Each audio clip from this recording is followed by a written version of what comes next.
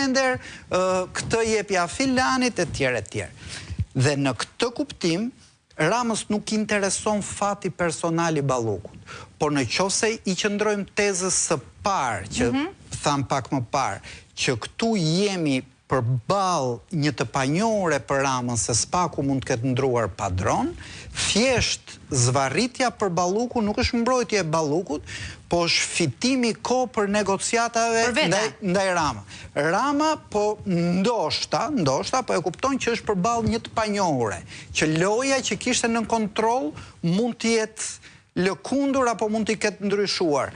Dhe për të kuptuar deri në fund lojën, po përpiqet fitoj kohë me Ballukun, se Balluku si zvendës kryeminist Ramës nuk i shërben. Nuk i shërben dot më, thua ti.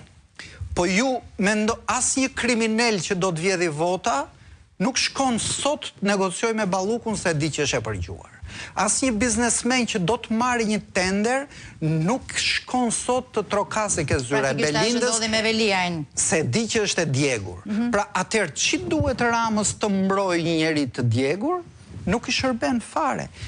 I shërben thjesht për faktin se s'po e dorëzon, për arsye se do të kuptoj nga po i vjen tsunami. Keqeverisja, skandalet, efektet e keqeverisjes janë parë edhe sot në fakt në atë çfarë ka ndodhur me përmbytjet në shumë zona të vendit në pak orë reshje shiu, po e kalojmë këtë pjesë sepse u ndalëm mjaftueshëm mendoj te kjo. Ti thua që në një farë mënyre Rama ka ndryshuar, por edhe avancuar në raport të agendës së tij, tashmë duke mbrojtur veten e vet. A ka shuar për te kësaj, pse po e bëj këtë pyetje?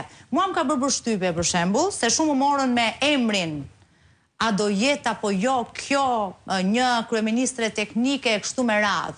Mua personalisht më ka bërë përshtypje në datën 2 janar, bushat që për herë të parë nga mediat që ne e dim janë të komanduar nga kryeministri Rama, doli dhe qarkulloi teza e një zëvendëse qofte edhe të tij. Pra ka avancuar Rama në lëvizjet e tij apo në, nuk e di nëse kjo quhet dorëzim, negocim, mund ta quajmë çfarë do. Në raport me zëvendësen apo në raport me një qeveri teknike të mundshme tashmë. Zëvendëse, jo zëvendëse si Balluku, ti thua pasuse. Se nuk do përmendja emra, po rasti Lea Ypit, le ta themi që në rrjet su trajtuar shumë ndryshe, po unë kam tek unë nuk besoj fare kjo teza. Te kjo e Lea. Teza doli nga mediat e Ramës. Po